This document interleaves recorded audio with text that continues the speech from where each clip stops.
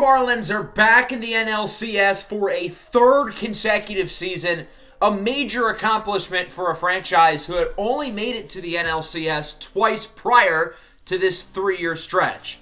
Obviously, both of those first two original trips, the team won the World Series, and, well, we have not won a championship in this franchise, but we're looking to do that this year, and our 3-0 Game 5 win in the NLDS against the Cubs certainly helps us. This series against Chicago was really competitive, a lot of great pitching performances, and here in the elimination Game 5, Edward Cabrera goes 7 scoreless. We scored all 3 other runs in the first 2 innings, had nothing going offensively after that, but ultimately it didn't matter. The Mets went for a different approach in their Game 5, scoring 16 runs in 1 inning. No, your eyes are not deceiving you, they actually did that. Realistically, they could have scored more than 20 had they tried after the 5th inning. This is the most Dodger type of playoff loss I think I've ever seen in my entire life. Just completely on brand for this organization, and the Dodgers, the only team who won more than 100 games this year, is out, and with that, we get to play against the Mets, our division rivals, here in a 7-game series with a trip to the World Series on the line. We need more out of our offense. I think the hitting overall was not very good in the NLDS against the Cubs, and sure, we had some guys play well, such as Alcantara, Chisholm, Sanchez, and Melendez, but overall, the offense as a unit was not consistent. We won because of the pitching. Cabrera had a great Game 5. Max Meyer had a perfect game going to the 7th inning of Game 4. Luis Severino balled out. The bullpen was great. Our pitching staff is hot at the right time, but we need our offense to produce, and we're facing off against a really young and inexperienced Mets staff. We're going to make one roster move. We're going to bring Jacob Berry up, and we're going to send Paul Sewald down. I didn't really want to have Sewald go down, but I wanted another bat. I think we need more depth in the infield. We only had one bench infielder at a time consistently, not including Josh Bell, who can only play first base. So I wanted another guy who can play multiple spots in the infield. Let's take a look at the Mets here, and obviously their offensive stats are going to be a little bit inflated. They did score 16 runs in an inning, after all. And to put that in perspective, the modern era record is 17 in an inning. I would have to imagine 16 is the playoff record. I think the Mets pitching is going to be the overall X factor of the series. A young and inexperienced group who's really never made it this far as a unit in the postseason, but they've done pretty well so far. They performed well in the wild card round against the Giants, and they were really solid down the stretch against the Los Angeles Dodgers. The Mets lost to us last year in the NLDS, so you got to imagine there's going to be an extra chip on their shoulder. Not only losing the playoff series to us last year, but losing out on the division crown by only 1 game. Us and the Mets were in a very competitive division race throughout the entire year. The Phillies were obviously in there as well, and to a lesser extent Atlanta. But it was mostly us and the Mets at the top, and obviously we ended up taking it at the end. So it's been us in New York battling for the last couple of seasons. We've gotten the upper hand consistently over the Mets, and I think New York is looking to change the narrative. Let's see if they can do it and make it back to the World Series for the first time since 2015, or if the Marlins can get back to the Fall Classic for a second consecutive season. Here's a look at both lineups, regular starters today for the Marlins as we take a look at Game 1 starter Casey Mize, who's coming off of strong first outing in the NLDS, Game 2 against Chicago. He went 5 innings, allowing 1 run, getting a much-needed win after the Game 1 where we did not perform well as a team really at all. Santiago Espinal rips it down the line over the glove of Landry. It'll roll all the way to the wall, and Espinal is in at second base with a sliding double, and the Mets get a runner in scoring position with 1 away. We'll see if Francisco Alvarez, who dominated against us last year in the postseason, can drive him in. He does not. Going down on the curveball, and so that'll wrap up the first. Casey Mize allows an extra base hit, but nothing more as that batter does not cross. Max Butterball will start for the Mets. They're not going to show his stats for some reason. But so far in the postseason, he's been pretty solid. In 2 starts, he's 2-0, ERA of 3. He's allowed 4 runs in 12 innings and has a whip of 1. He's been really solid so far for the Mets, and he's really improved throughout his young career. Now an 85, the second highest rated starter on the Mets pitching staff. behind only Mike Soroka, who's been one of the best players in the postseason period this year, as Jazz Chisholm goes down looking on the fastball.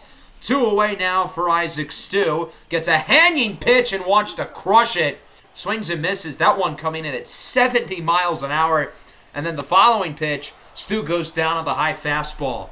Good start for Butterball. Strikes out 2 and retires for side as we go top 2. Josh Naylor leads it off for the Mets, and he rips it down the line. Naylor never even met her. He's going to stay at first, though, with a single. Certainly not the fastest of base runners. Most guys probably try to leg that out into a double, but he's going to hold up. Speaking of speed, Bobby Witt Jr. might be the fastest player in the league, but it doesn't matter because he doesn't get on base here. He strikes out. Austin Meadows now goes down on the slider. Meadows, another guy who played really well last season against us in the NLDS. Yoan Moncada grounds it to third. Luis Rengifo flips it over to second. And so Casey Mize gets through the inning again. He allows another hit, but no run scores. And the Mets are off the board here as it remains tied at 0. Let's see if the Marlins can get some offense going here in the bottom of the second as they get their first base runner, a Woody Landry walk. Woody was inconsistent throughout the NLDS against Chicago. Hopefully he does a little better here. MJ Melendez was super consistent. Probably the best offensive player for the Marlins in this series against Chicago, but he goes down looking. Jesus Sanchez, also very good in that series, but he gets fooled by the inside slider. Great pitch by Butterball. Let's see if he can strike out 3 in a row. Face it off against Luis Rengifo, and he hits this one sharply into left, but it is caught. No hits, 1 runner left stranded here in the bottom of the second. The Marlins, coming off a low-scoring NLDS, are off to a low-scoring start here today. Ronnie Mauricio leads off the third with a base hit into center. Mauricio only played 1 game during the regular season. That was against the Marlins where he hit a dinger. He's played more in the postseason, and he's been solid. Manuel Margot with a single into center. Alcantara chooses rather than charging the ball to let it drop and avoid allowing a potential extra base hit.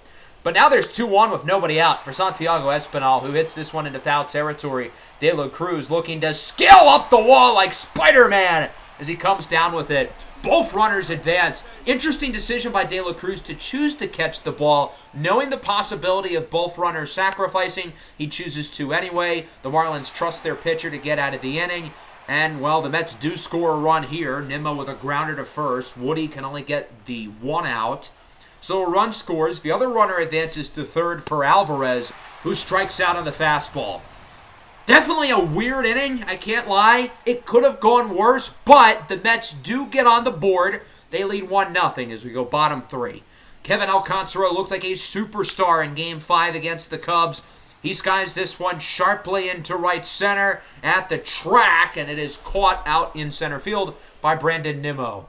3 no-hit innings for Max Butterball, looking really solid so far as we move into the 4th. Josh Naylor with a base hit in his first at-bat, looking for another one here. Sharp grounder to second. Good play by the rookie Khalil Watson, who finished in 3rd for the National League Rookie of the Year, coming down with the out. Bobby Witt Jr. is now up for New York, and he hits this one sharply over to 3rd. Luis Rengifo going to be a tough play. Throw to first is in time. For most batters, that's not a tough play, but with how fast Bobby Witt is, Rengifo had to make that throw quickly, and to his credit, he does on a dime. Austin Meadows goes down in the curveball. Good inning for Casey Mize, his first 1-2-3 inning of the night, as it remains 1-0.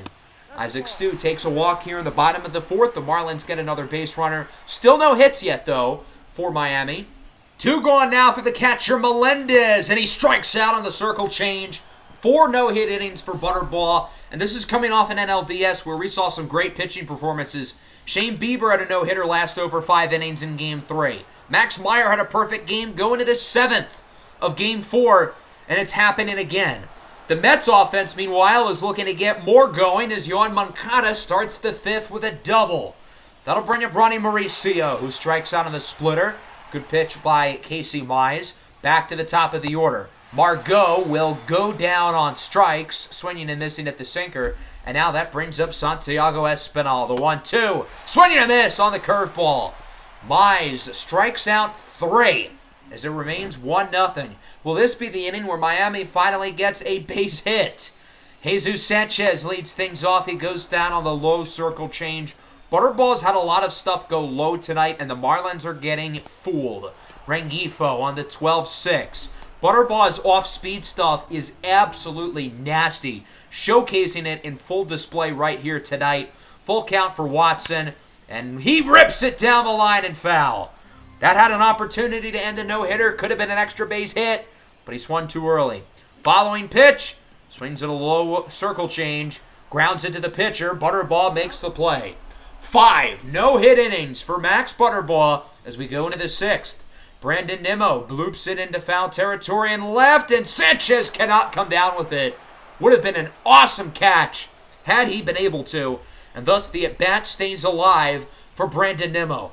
Following pitch, launches it into right. If it's fair, it's gone, and it curves foul by 5.5 feet.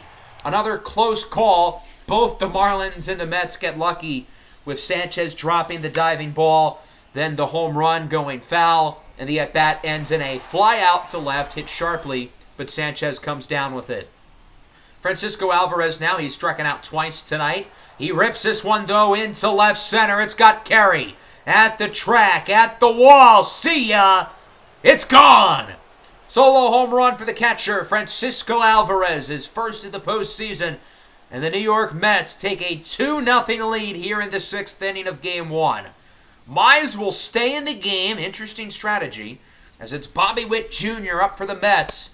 And he goes down looking on the fastball. 6 innings of 2-run ball for Casey Mize. Overall, a really solid start. Won't matter, though, as the Marlins do not have a hit, let alone a run. Bottom 6, De La Cruz goes down on the 12-6. Another super low pitch that Butterball just completely cooks the Marlins with. His 8th strikeout of the day.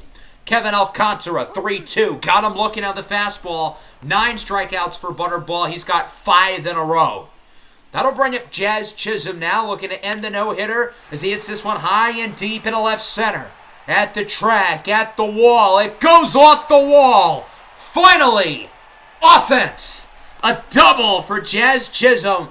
And the Marlins get a runner in scoring position. Not only did they have their first hit of the game, but a base hit here scores him with ease. Full count for Isaac Stu. He skies this one high and deep into the left field corner. At the track, at the wall. It's gone! And with one swing of the bat, this game is tied at 2. Isaac Stu gets that ball to scrape over the wall just ever so barely. 359 feet.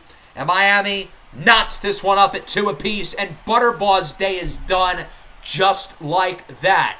His stat line is worse than Casey Mize's because he also allowed 2 runs, but he only lasted 5 2/3 innings. Mize at least got through 6. Still an unbelievable performance from Butterball, who nearly had a no-hitter last through 6 innings, but with one swing off of Isaac Stu's bat, things change real quick.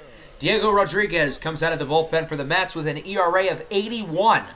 That's a lot. He's allowed 3 runs in .3 postseason innings as the lefty faces off against Woody Landry, who hits it sharply into right, but it will be caught. So finally, an exciting inning. The Mets get 1 off of the homer by Alvarez. The Marlins get 2 with a 2-run blast by Isaac Stu, killing the no-hitter and the shutout. The lefty, Brett Martin, comes out of the bullpen here for the Marlins in the 7th. 1 scoreless inning so far for him, as he starts with fellow lefty Austin Meadows with a weak grounder to the pitcher. Martin has trouble tagging him. Get him! Okay, good. That would have been bad if he was unable to. Yoan Moncada now up for New York, and he rips this one into center field. That'll go for a base hit, and New York gets a runner on as they look to get this lead back after allowing the homer to Isaac Stu. Mauricio up the middle, gets by Martin and Watson. Back-to-back base hits for New York. They've got 2 guys on, and with the top of the order up, a real opportunity to do something. Huge at-bat here for Manuel Margot, and it looks like he'll capitalize. Margot will send this ball deep into left center, and that one's out of here. Manny Margot with his 3rd home run of the postseason, and it's now 5-2. The Mets right back on top, just like that. Margot, not known for his power, but he's got 3 lawn balls in 8 postseason games this year, and Martin will immediately be yanked out of the game for Miami. He'll be replaced by Phil Bickford. He's allowed 1 run in 2 innings so far in the postseason after allowing just 5 earned runs across the regular season with the Angels and, of course, the Marlins as a trade deadline pickup. We'll see if Bickford can pad the bleeding after the Mets get 3 as he strikes out Santiago Espinal on the slider. Brandon Nimmo skies it into left field right on the line, and Sanchez comes down with it. Big inning, though, for the Mets. They get 3 with a blast-off by Manuel Margot as we go into the bottom of the 7th. The lefty faces off against the lefty killer, Luis Rengifo, who strikes out 1-2-3 inning for Rodriguez as it remains 5-2. Bickford will stay in the game here in the 8th inning for the Marlins as he strikes out Alvarez, who had the homer earlier, but he's also striking out 3 times. Naylor now launches it into right field. That ball is gone into the Mets bullpen, and it's 6-2, New York. Naylor with his 3rd home run in the postseason, and the Mets add to their lead while the Marlins make another pitching change. Reynaldo Lopez will come out of the bullpen for the Fish. He has an ERA of 40, allowing 3 runs in .2 postseason innings. As Austin Meadows grounds out to short, Lopez does his job, but the Mets add to their lead, and the Marlins are going to need an offensive explosion. We haven't exactly gotten the signs from this offense that they're going to do that with only 2 hits all game. Brian De La Cruz up with 1 away, hits a sharp liner into right field. That ball was coming in fast, high and away, but he rips it into right field for a single. The Marlins get a base runner. We'll see if they can do anything with him. Jazz Chisholm, 2-2. Grounds it up the middle off of Rodriguez's glove. Going to be a close play. The throw from Witt is not in time. An infield single for Jazz Chisholm, his 2nd hit of the game. And now things get interesting with 2 runners aboard. The Mets are going to make a pitching change, bringing in one of their regular back-end relievers, Dylan Coleman, who is not allowed to run in 3 2/3 innings here in the postseason. Big at bat here for Isaac Stu, who had the homer earlier. 2-2. Hits it sharply into left. That'll go for a hit. And oh God, the bases are loaded. Our arch nemesis. And it could not have come at a bigger time here. Woody Landry's up as the tying runner. What an opportunity. Now, unfortunately, he finds himself behind in the count 1-2 already, so he's got to protect here. Swingeth, it's close. You certainly don't want to look at something good here, given the opportunity and the nature of this situation, as he lines it into center, hits it well, but it is caught by Brandon Nimmo, and so the Marlins leave him loaded. Who would have thought? Let's move into the 9th inning now. Yoan Moncada goes down with a 98-mile-an-hour fastball. Great pitch by Reynaldo Lopez. Margot hit the homer earlier, but instead here he checks his swing on the curveball. Lopez retires the side. Still a lot of work to do for the Marlins, down by 4, as it's time for Trumpet Man. Edwin Diaz is in for the save. The All-Star closer is 4 for 4 in save ops this postseason as he plunks MJ Melendez to get things going. The Marlins start the inning with a base runner. That'll bring up Jesus Sanchez. He draws a walk as well. 2 base runners to open up the inning as Diaz can't find the strike zone. That'll bring up Luis Rengifo, and he hits this ball well into left center. It's got some carry. It goes off the wall. 1 run scores. It'll be only 1. But now this game has gotten completely wide open with an RBI double by Luis Rengifo. It's 6-3. Tying runners up at the plate with nobody out. Alec Bohm entered the game earlier as a pinch hitter, and he goes down on the fastball, frustrated with himself. A big strikeout for Edwin Diaz. De La Cruz rips it down the line. Play will be made at third. Run scores, and it's 6-4. Runner on second. Tying run still at the plate. And it's back to the top of the order. Kevin Alcantara coming off a brilliant Game 5, but today he's 0 for 4. With Game 1 on the line, he looks at the high fastball. Count is 3-1. If he gets on base, he would be the tying runner, and that would bring up the winning run, which would be Jazz Chisholm. Alcantara pops this one up, though. He was ahead in the count. He got a good pitch to swing, and he doesn't come up big. Pops it over to second. It's caught by Espinal, and the Mets win Game 1 by the final score of 6-4. Our offense did nothing early. No hits through nearly 6 innings.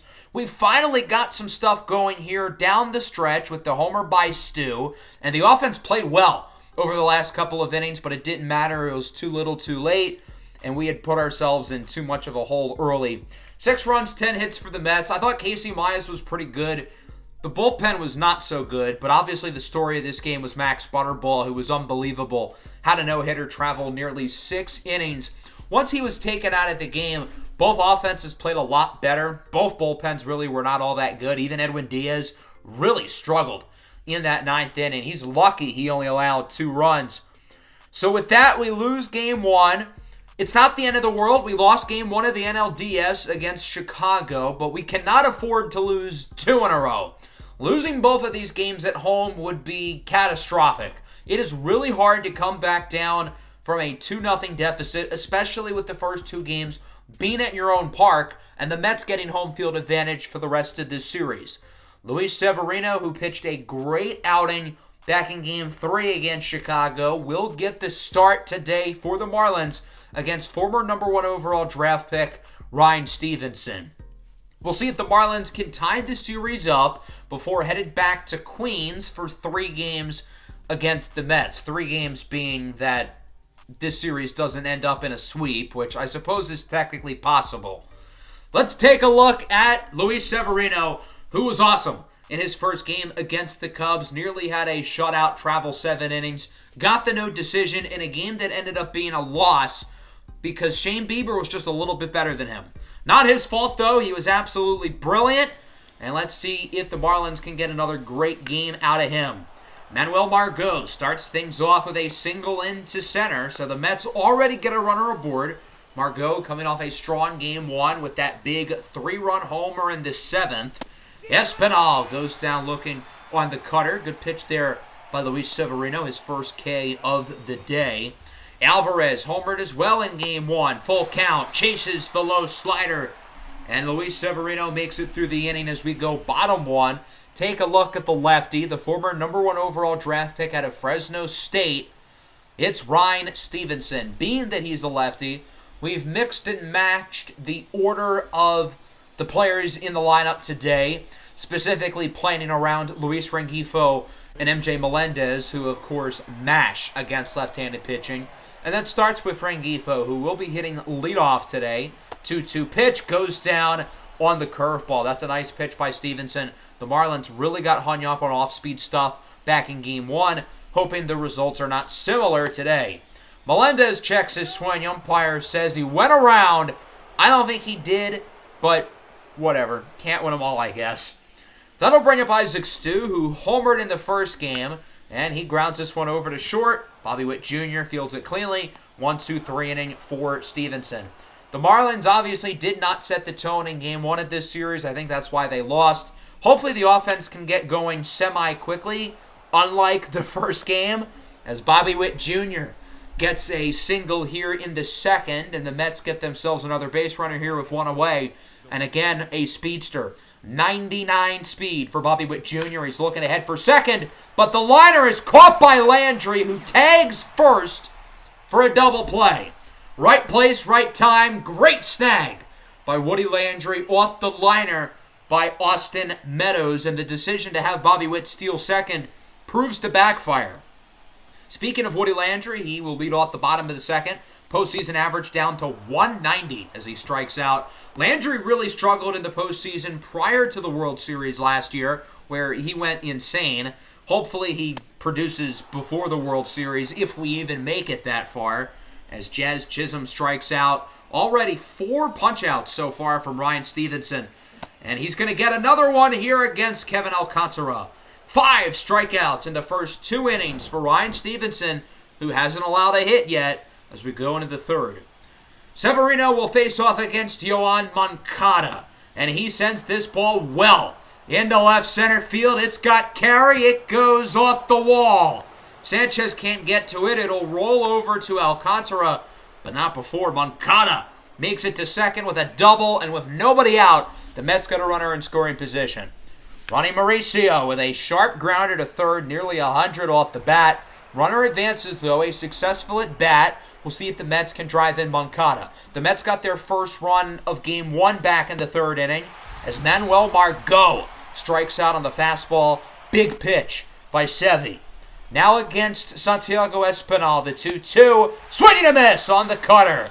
Luis Severino allowed the early double. He's able to get out of the jam as it remains scoreless. Here's Jacob Berry, his first at-bat in this year's postseason. Gets a pitch way out at the strike zone and crushes it all the way to the wall, where it's eventually caught. Ryan Stevenson with 3 perfect innings so far. Not just a no-hitter, but no base runners, period. Let's move into the 4th. Brandon Nimmo. Did he go around? Umpire says yes. Nimmo unable to get the walk, and the count is now full. Big opportunity here for Luis Severino, who has been dealing so far for the Marlins, as this one is shot over to third. Berry makes the play. Jacob Berry was obviously disappointing this year for the Marlins, but he was really good last year in the postseason, and Miami's hoping he can recapture that as Alvarez strikes out. Now against Naylor.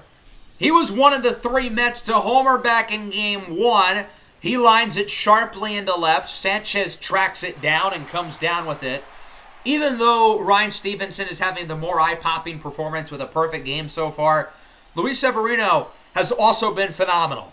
We'll see if Stevenson can keep it going as he strikes out MJ Melendez. This Marlins team has not been able to start at all today. It took them 6 innings to get a hit in Game 1. They still don't have a base runner through 4 as Stu checks his swing, and Stevenson gets his 7th strikeout of the night. Top 5, Berry misplays it, and Bobby Witt gets a single, even though it should be called an error. Jacob Berry's calling card is his defense, but that's a bad blunder. So Bobby Witt's on base, not the guy you want to have an error against with his speed, as Meadows goes down looking. Yohan Moncada now, doubled in his last at-bat. Hits it sharply down the line.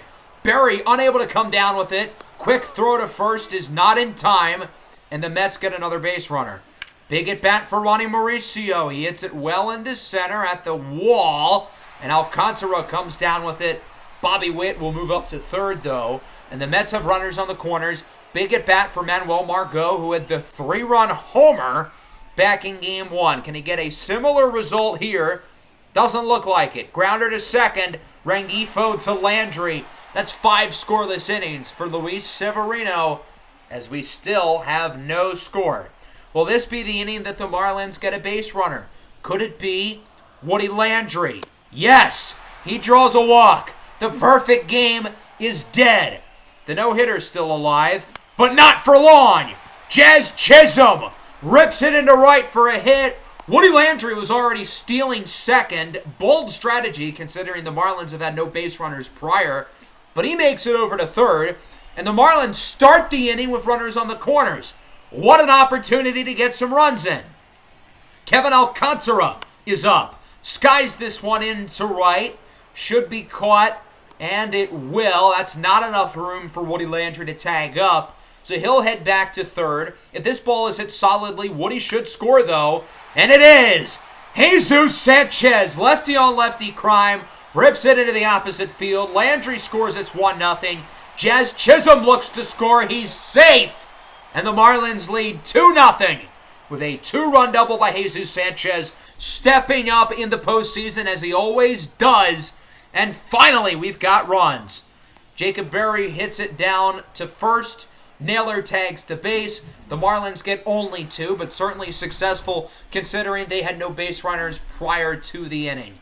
Luis Severino, meanwhile, still has a shutout intact against Espinal. Strikes out on the fastball. Good pitch by Luis Severino. 2 away now. Francisco Alvarez, the catcher. He is behind 1-2.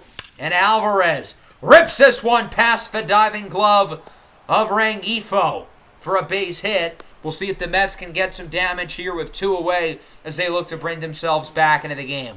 Josh Naylor is up. 100th pitch of the game for Severino. It goes for a single. De La Cruz has trouble grasping it in. So now there's 2 runners on. Do the Marlins consider a pitching change? Not yet. Severino still stays in the game. Full count for Witt. He draws a walk and the bases are loaded. That's 3 consecutive base runners allowed here by Severino. He has completely fallen off his rocker. Still a great start, though. for Luis Severino, who nearly makes it through 6 innings. No earned runs so far, but he fell off here pretty quickly, and the Marlins trust Camilo Doval to get them out of this situation.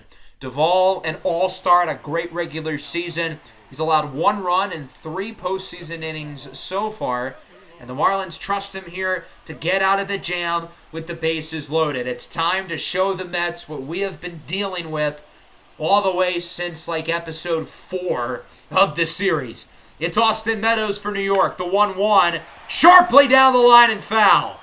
Ho, ho, ho, that was close. And now Meadows is behind 1-2. What does Doval have up his sleeve here?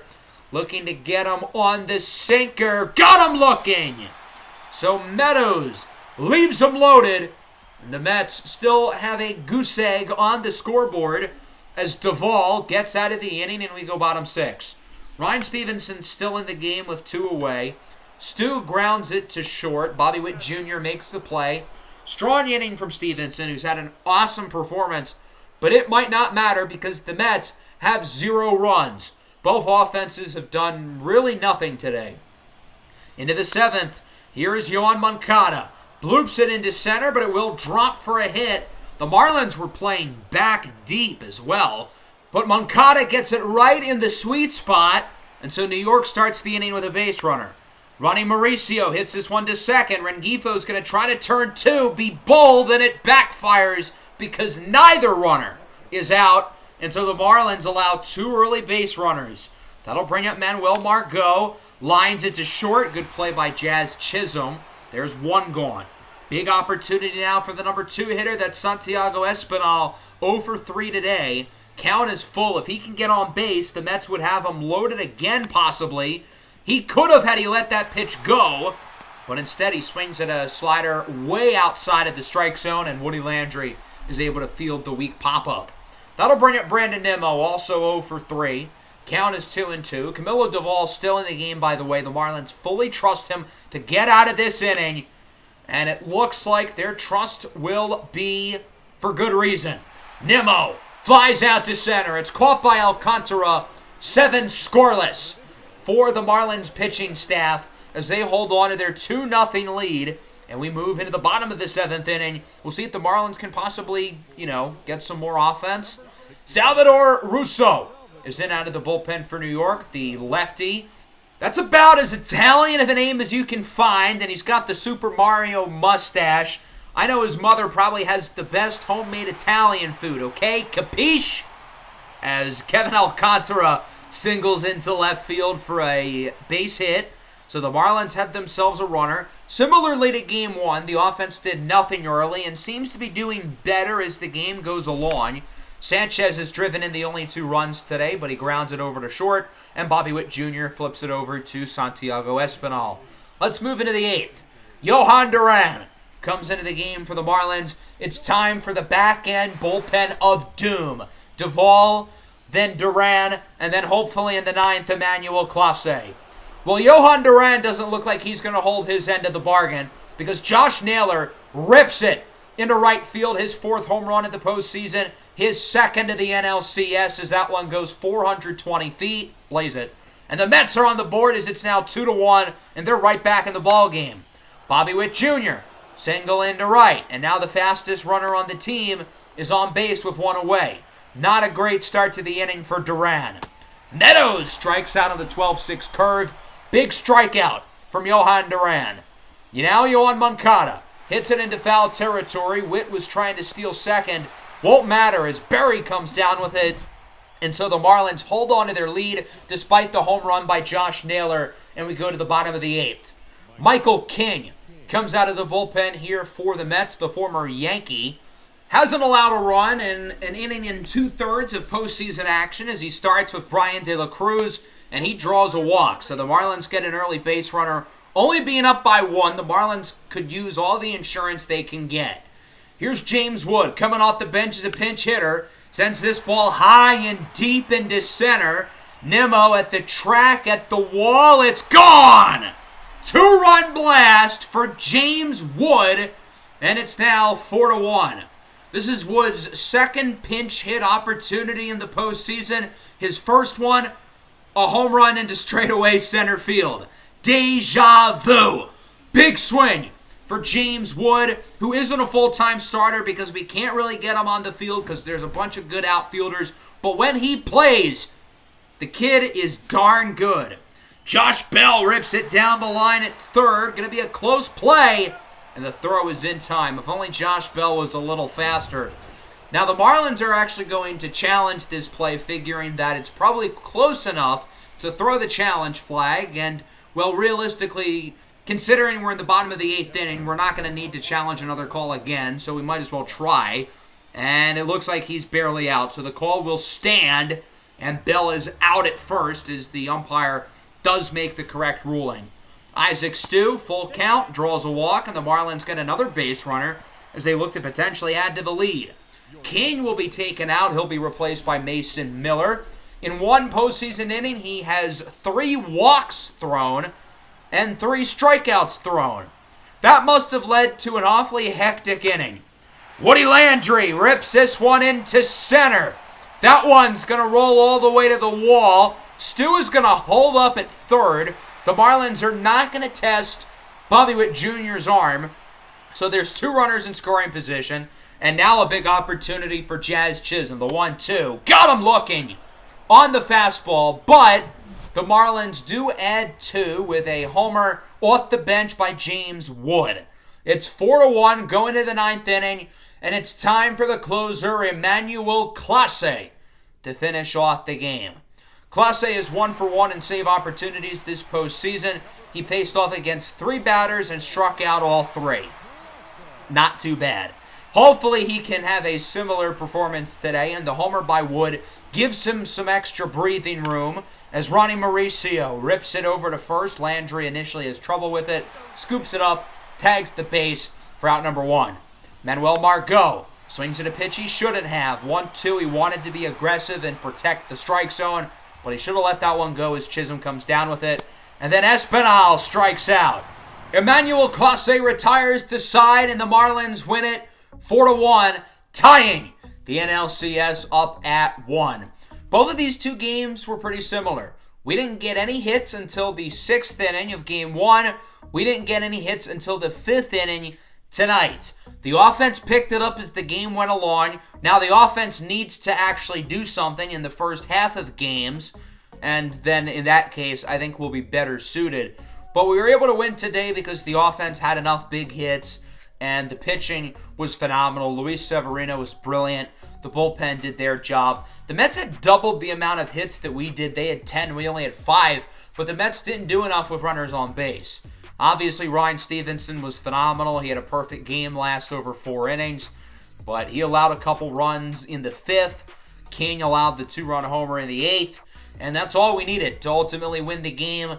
Our offense has not been good, though, again, here in these 2 games. Now, we did score 4 runs in both of them. That's not a bad mark, but we need more out of the offense. I will say, when we've got runners on base, we have been really good, which has always been an issue with this team. But in the case of these 2 games, we haven't got many guys on, and when we have, we've actually capitalized, and that'll bring us into Game 3. While our series is tied at 1, the Guardians took 2 on the road in Minnesota, and they lead the Twins 2-0. Next episode, we've got Games 3 and 4 at Citi Field. The 2 aces, Edward Cabrera and Mike Soroka, meet off for Game 3. Soroka currently has a postseason ERA of .47. He has been unbelievable here in the month of October. I hope everybody enjoyed the episode. The Marlins split the first 2 games of the NLCS here against New York. Make sure to leave a like and subscribe to the channel if you are new. Peace out.